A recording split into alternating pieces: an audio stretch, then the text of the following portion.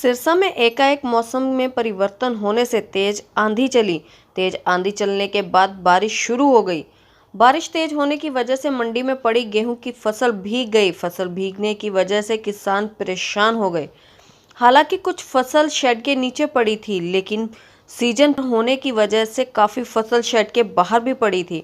Shade से बाहर पड़ी फसल अचानक बरसात आने की वजह से भीग गई। हालांकि कुछ ढेरियों को भी तिरपाल से ढका हुआ था। किसानों ने जब इस विषय पर बात हुई तो उन्होंने बताया कि बरसात की वजह से हमारी फसल भीग गई। उन्होंने बताया कि अब भीगने की वजह से फसल बिकेगी नहीं, जिस कारण हमें फसल वापस ले जानी पड़ेगी। फसल भीगने की वजह से किसानों को आर्थिक नुकसान भी झेलना पड़ेगा।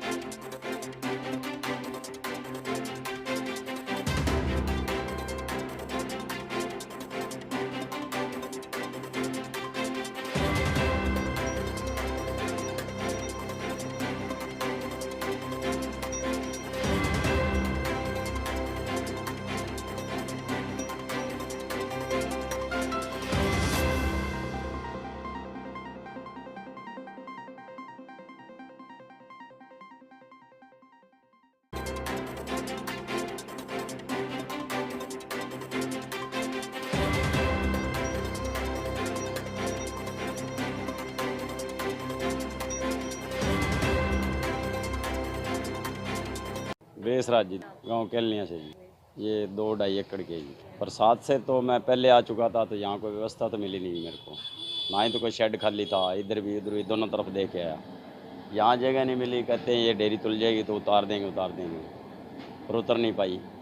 दोनों 2 शेड हैं, दोनों के दोनों बिल्कुल भरे पड़े हैं। नुकसान तो बहुत भारी है जी। अब इस कणक को जाके घर पलटेंगे, दोबारा भरेंगे, गिल्ली कोई लेगा नहीं, ना को भरवाएगा जी। तो यही चाहते हैं भी अब 2 शेड हैं तो 2 और होने चाहिए इस नई अनाज मंडी में। कम से कम जो किसान ट्राली लेके आए तो एक बार जैसे बरसात होगी तो वो नीचे तो लगा सके ना। राय सिंह हरवाई कला से एक ट्राली लेके आए थे 100 क्विंटल। हाँ, बिकी नहीं है, तोल रहे थे, कुछ रह गई, कुछ तुल गई जी, बीच में रह गया। इंतजाम तो कुछ नहीं है जी, वो देख लो आपके सामने ही है जी।